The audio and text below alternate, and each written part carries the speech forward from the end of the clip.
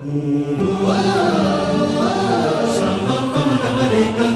जीवन आपुले सार्थ करा रे, राष्ट्रभक्ती निस्वार्थ करा रे, एकजुटीने कार्य करा या देशाचे। या साथी बना अनसाथ करा रे, मातृभूमी ही आज पुकारे, जागृत होऊन कंकण बांधू दिवस रात्र झटण्याचे। मातेच्या पायाशी हे अर्पण प्राणाचे, फेडूया ऋण आम्हा हा जन्म लाभला त्याचे। घेऊ हे ब्रिदहाती आसे सिंधू नव हिंदुस्थानाचे। समाजातील सामान्य माणसांचे दुःख, संघर्ष, स्वाभिमान जगासमोर मांडला। त्यांच्या साहित्याने समता, न्याय, मानवतेचा संदेश आपल्याला मिळालेला आहे। त्यांनी आपल्या कर्तृत्वाने सिद्ध केले की जिद्द, परिश्रम आणि आत्मविश्वास यांच्या बळावर कोणतीही उंची गाठता येते। आजचा हा जो कार्यक्रम आहे तर तो केवळ औपचारिकता म्हणून साजरा न करता या 3 महान व्यक्तिमत्वांच्या विचारांचे स्मरण करून त्यांच्या आदर्शांचा आपल्या जीवनामध्ये स्वीकार करण्याचा हा एक प्रयत्न आहे। त्यांचे राष्ट्रप्रेम, समाजसेवा, कर्तव्यनिष्ठा आणि संघर्षशील वृत्ती जी आहे तर ती आपल्याला नेहमीच प्रेरणा देत राहतील अशी मी आशा व्यक्त करते। यांच्या घरामध्ये नरेंद्र कुमार, जयकुमार, हिरालाल, नेमलाल तसेच माणिकचंद्र आणि अजित कुमार या सगळ्या भावंडांना राखी बांधणारी सुशीलाबाई अशा या भावंडांनी त्यांचं हे गोकुळ भरलेलं होतं। यामध्ये माणिकचंद हे अतिशय बुद्धिमान आणि तैल बुद्धी असल्यामुळे ते वर्गामध्ये नेहमीच पहिल्या दुसऱ्या क्रमांकाने पास व्हायचे।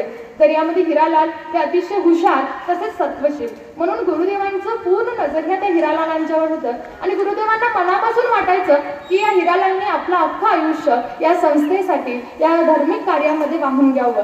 म्हणून गुरुदेवांचं पूर्ण लक्ष ते हिरालालवर असताना अकाली हिरालालांचं निधन झालं आणि त्यानंतर गुरुदेवांचं नजर हे माणिकचंदांवर पडलं। माणिकचंदांनी आपलं अख्खं आयुष्य या धर्मकार्यासाठी, या सेवेसाठी वाहून घ्यावं अशी गुरुदेवांची मनोमन इच्छा होती। म्हणूनच तर त्यांनी माणिकचंदांना जवळ बोलावून एके दिवशी बोधामृत दिला। आपण कितीतरी जन्म अशाच भोगोपभोगामध्ये घालवलेला आहोत, निदान आता तरी आपल्या आयुष्यामध्ये सुधारणा झाली पाहिजे। एक जन्म आपण धर्मासाठी वाहून घेतला पाहिजे। माणिकचंद, जर हा जन्म तुम्ही धर्मासाठी वाहून घेतलात तर नक्कीच तुमच्या कोट्यावधी जन्मांचं आणि कोट्यावधी जीवांचं। त्याचबरोबर आधुनिक भारताचे जनक किंवा आधुनिक भारताचा निर्माता या नावानं महात्मा गांधीजींनी त्यांचा उल्लेख केला।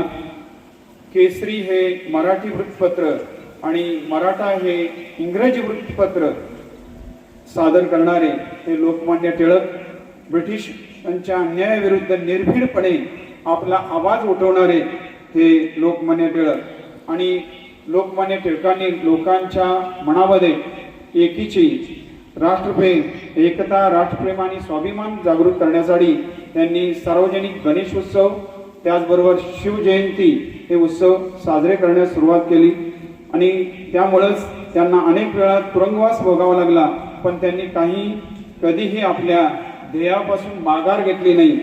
विद्यार्थ्यांना लोकमान्य टिळकांकडून देशप्रेम, धैर्य, प्रामाणिकपणा, कष्ट आणि शिक्षणाचे महत्त्व, संघर्ष यांनी त्याच्यावरती मात करून त्यांनी पुढील शिक्षणास सुरुवात केली। त्यांच्यावर अशी काही परिस्थिती आली की त्यांना काही दिवसात शिक्षणापासून सुद्धा वंचित राहावे लागले। आपण ज्यांना लोकशाहीर, साहित्य रत्न आणि महाराष्ट्राचे मॅगझिन गॉर्की म्हणून आपण ओळखले जातो, या अण्णाभाऊ साठे यांचं काहीशा परिस्थितीमुळे आपल्या दृढ निश्चयावर त्यांनी मात करून पुढे जाण्याचा निर्णय घेतला। त्यांनी पुस्तके लिहिली। जेव्हा त्यांनी एक पुस्तक लिहिलं तेव्हा काही लोक त्यांना म्हणाले, त्याची अवहेलनाही केली त्या पुस्तकाची आणि त्यांना म्हणाले, तू लिहिलेलं पुस्तक कोण वाचणार? परंतु त्यांच्या फकीरा या कादंबरीला महाराष्ट्र शासनाचा पुरस्कार मिळाला।